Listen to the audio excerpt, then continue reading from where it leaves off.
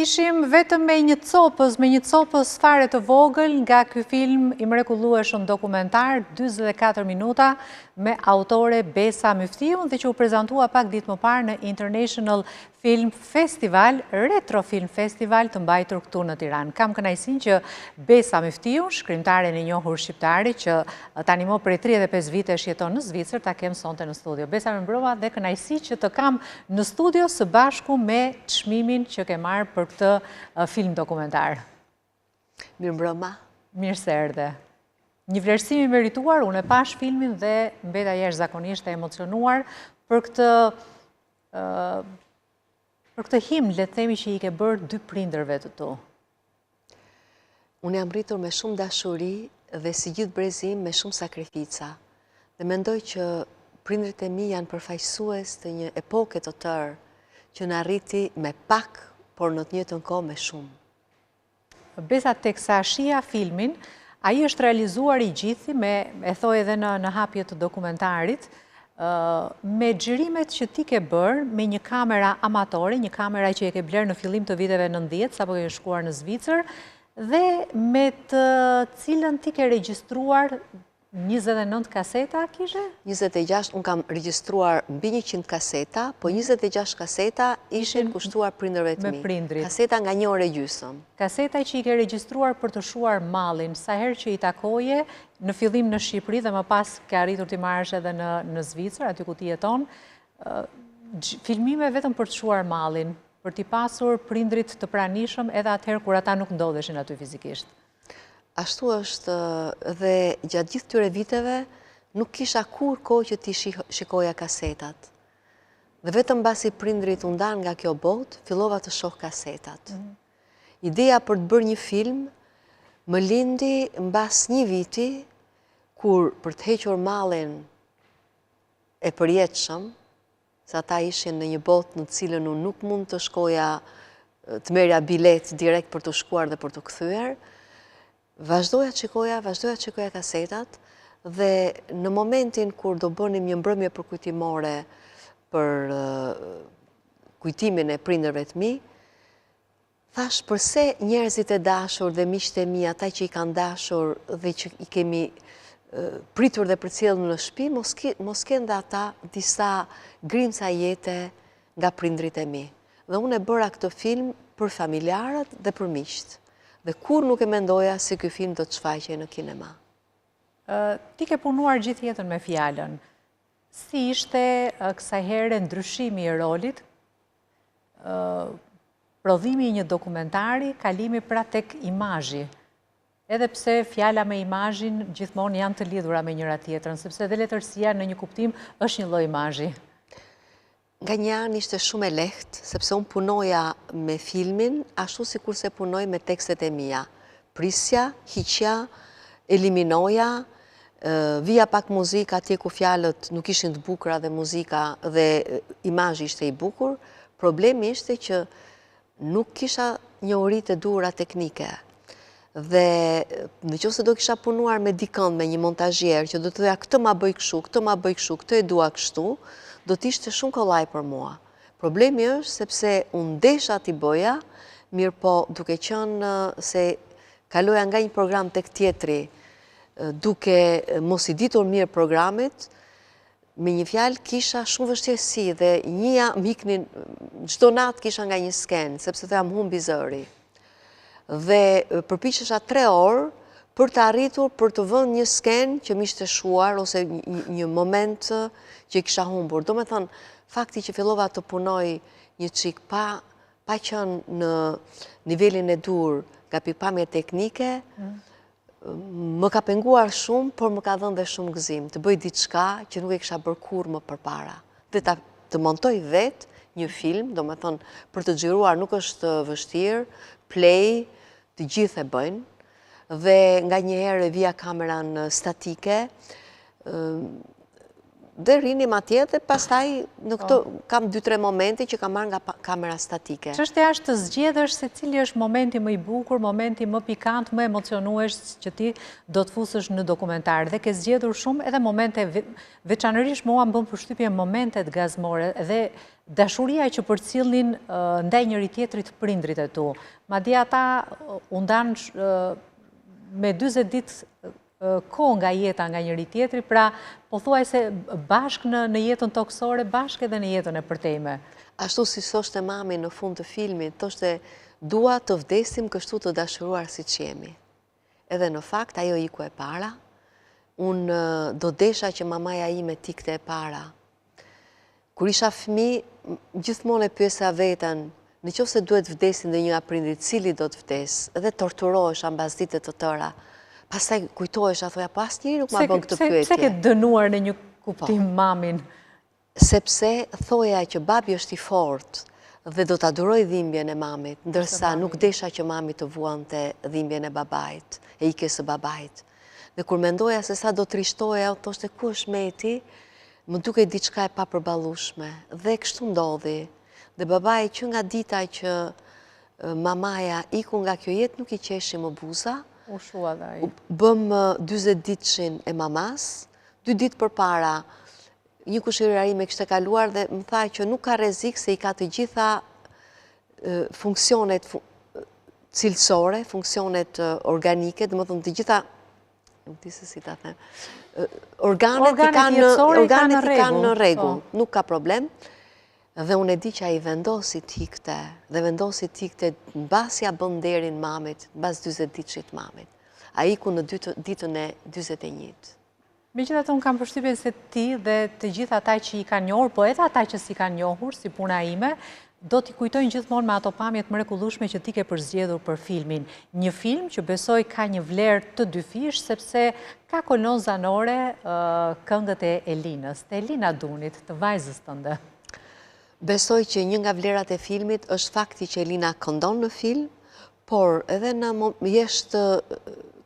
jashtë ekranit, unë kam zgjedhur pikërisht këngët e Elinës, siç fillon, siç e dëgjuam me një nga interpretimet më të bukura të këngës Amara Terra Mia, ashtu fillon filmi. Është një këngë që ne shqiptarëve na prek veçanërisht, sikur është shkruar për ne. Dhe në film, do me thonë, kam vënë muzikë nga, dhe kur Elina nuk këndon, muzikë instrumentale nga këngët e Elinës. Dhe mendoj që ja ka rritur shumë vlerën filmit. Besa, unë kam përzgjedhur edhe një moment tjetër që ishte shumë i bukur nga dokumentari, prezantimi që i është bërë në Gjenev, librit të babait, librit shkrimtari. Unë kam këtu botimin e vjetër të 1991, kjo ka qenë një libër i ndaluar gjatë periudhës komunizmit, i babait tënd, që ishte një shkrimtar i njohur dhe që pastaj u dënua për atë guximin e tij të tepërt. E ndjekim pak të pjesë të dokumentarit, sepse ka dhe aty një rrëfim të bukur të babait për kohën kur ti e lexoje librin fshehur azi. Edhe u jepje shoqeve. Besa, babi pati kënaqësinë ta shite librin të botuar jo vetëm në Gjenev, në Zvicër, por edhe të ribotuar sërish në Shqipëri. Ti ke në dorë botimin e ri. Botimin e ri që është bërë mbas promovimit në Zvicër. Promovimi në Zvicër u bërë në 2009 dhe pastaj ne ribotuam me një parathënie ku më tregoj pikërisht historinë e këtij libri, që ti e ke lexuar dhe në rrëfime, në romanin tim Rrëfime nga vendet harruara. Është një libër që na ka ndryshuar jetën, ka ndryshuar jetën e babait dhe jetën e gjithë familjes tonë. Dhe ishte shumë e rëndësishme që në këtë dokumentar t'ishte dhe promovimi i librit të babait. Besa, më bëri përshtypje jetesa e thjesht e prindërve. E dy njerëzve që pas përmbysjes së regjimit janë të detyruar të jetojnë vetëm, të ngrysin ditët e tyre në një shtëpi të thjesht me ato sobën me mash, me ato minderet, siç e kemi pasur në shtëpitë tona ata asaj kohe, në një shtëpi të vogël me avlli, me obor. Është dera që gjithsesi ty të ka kthyer gjithmonë në Shqipëri. Ajo dera porta jeshile. Po, prindrit e mi ishin njerëz të gëzuar dhe gjendja materiale për ta nuk ishte shumë e rëndësishme. Ne edhe kur kemi qenë fëmijë, kemi patur orendit të thjeshta, por ama hanim jashtëzakonisht mirë dhe shkonim gjithmonë në plazh. Dhe unë jam shumë mirë njohë se mamas time, që nuk kursente para për të blerë mobilje si disa shoqet, si mamat e disa shoqeve të mia, por gjithçka e harxhonte për barkun, për të ngrënën dhe për të bërë qeft për të shkuar në plazh. Mamaja jote që ishte një mësuese kimie, biologjie dhe kimie dhe zoologjie, se kështu ishin të treja ato. Dhe që ka qenë mësuesja e mamas time në shkollën 8 vjeçare, Mistomame, dhe që edhe ajo ka shkruar, edhe ajo ka lënë një libër, edhe ajo pati kënaqësinë ta promovoj atë libër. Bile në lidhjen e shkrimtarëve, me rastin e 17 vjetorit. Po ajo mblodhi pralla dhe në një libër të cilin unë nuk e di pse harrova ta marr sot me vete, mora vetëm librin e babait. S'ka gjë, për të kompensuar mungesën e librit të Elsa Myftiut, unë ka marrë një libër të ri të Besa Myftiut dhe është ky libër i vogël që shihni këtu, është një novel dhe që titullohet Ditët e vetmisë. Është një novel që unë e lexova me një frym sot pas dite dhe që është përsëri jeta jote, ashtu si rrëfime nga vendet e harruara, përsëri jeta jote deri në kapërcyell të viteve 90 kur ti merr vendimin për t'u larguar nga Shqipëria. Tash nuk them që është vërtet jeta ime, po është një interpretim i situatës shqiptare, i gjendjes, një vështrim mbi një epokë historike që nga momenti që u ndam Mekinën deri në momentin që u rrëzua busti Enver Hoxhës. Rrëzimi i monumentit, po. Dhe prandaj janë ditët e vetmisë me një fjalë që fillon me frazën që tani jemi fare vetëm në botë, ishim i fundmi vend socialist në botë.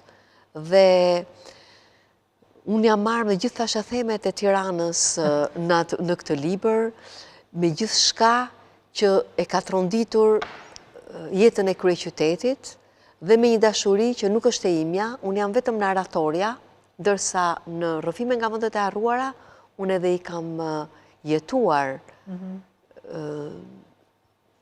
ato ngjarje që kanë ndodhur në shtëpinë time.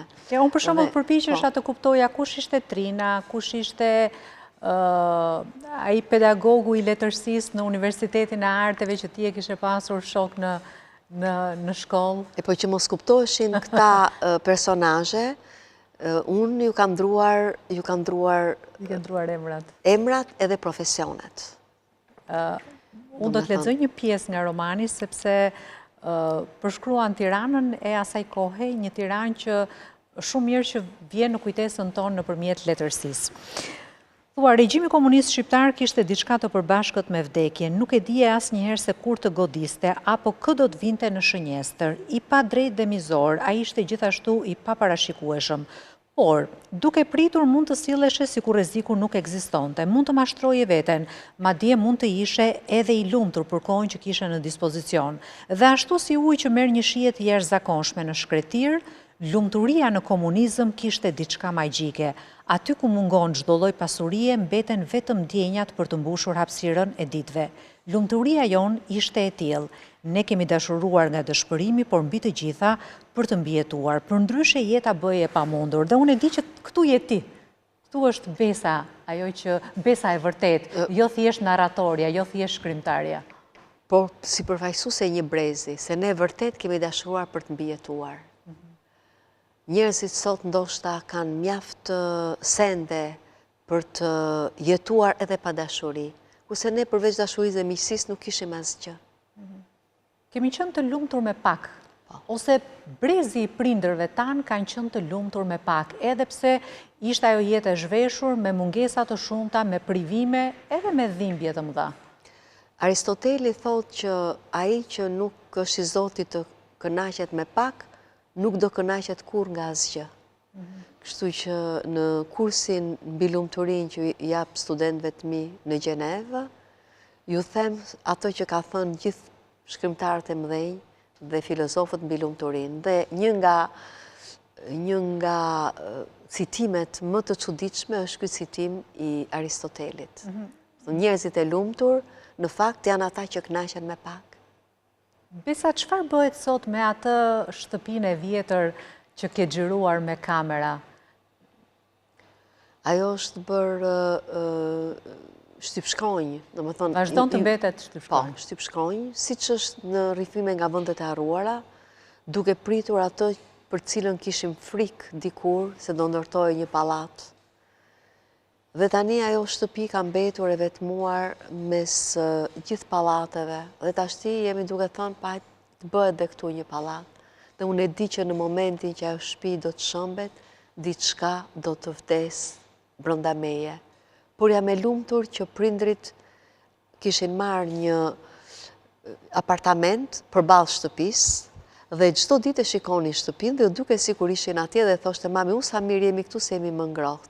Sa i bukur ky kujtim që nuk e the atë ditë. Nuk kisha kohë dhe nuk desha që t'ju jepja njerëzve më tepër se ç'jepte filmi. Nuk desha t'i mbysja me fjalë, po isha e lumtur që shtëpia nuk u shemb gjatë kohës që ata ishin gjallë, sepse do të kishte një dhimbje shumë e madhe. Dhe ato e kishin përshtypjen se shtëpia ishte e përjetshme. Dhe për ta, shtëpia ka mbetur e përjetshme. Dhe ajo kam përshtypjen që deri diku është shtëpia e shpirtrave, e dy shpirtrave, e Elsës dhe e Mehmetit. Po, dhe të gjithë të ftuarve dhe të gjithë miqve që vinin atje me kaq lirshmëri, ishte një shtëpi ku diskutoi hapur. Dhe meqense babi ishte disident, gjithë shokët e mia flisnin me të kundër regjimit.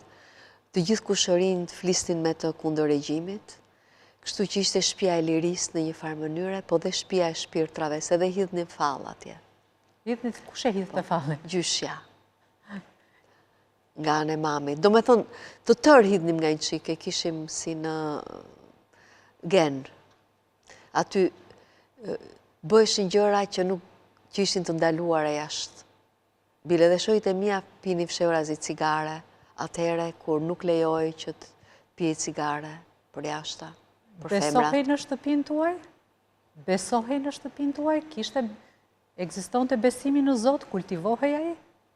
Prindrit e mi ishin të dy ateist, por supersticioz. Domethënë mendonim që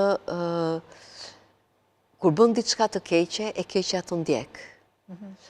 Dhe mund të them që kishte spiritualitet pa patur besim. Dhe babai im ishte njëri jashtëzakonisht spiritual dhe unë e dija që ai do të vdiste në momentin që do vendoste vetë ikte nga kjo jetë. Si i jati i tij gjithashtu. Besa, në promovimin e dokumentarit, në shfaqjen e tij, ishte një sallë e mbushur plot me shumë dashuri dhe me shumë miq të tu të vjetër. Miq të cilëve ti u ke kushtuar një poezi. Thua, unë nuk kam më miq, kam vetëm numra telefoni dhe mund ta vazhdosh se unë nuk e mbaj mend më se si vazhdon. Nga libri Miq të humbur, Des amis perdus, unë nuk kam më miq, por numra telefoni që fillojnë të gjithë me 00. Unë nuk kam më miq, por një blok shënimesh ku të rreshtuarin emra dhe adresa. Unë nuk kam më miq, por copra kujtimesh të paçmueshme tani nga mungesa.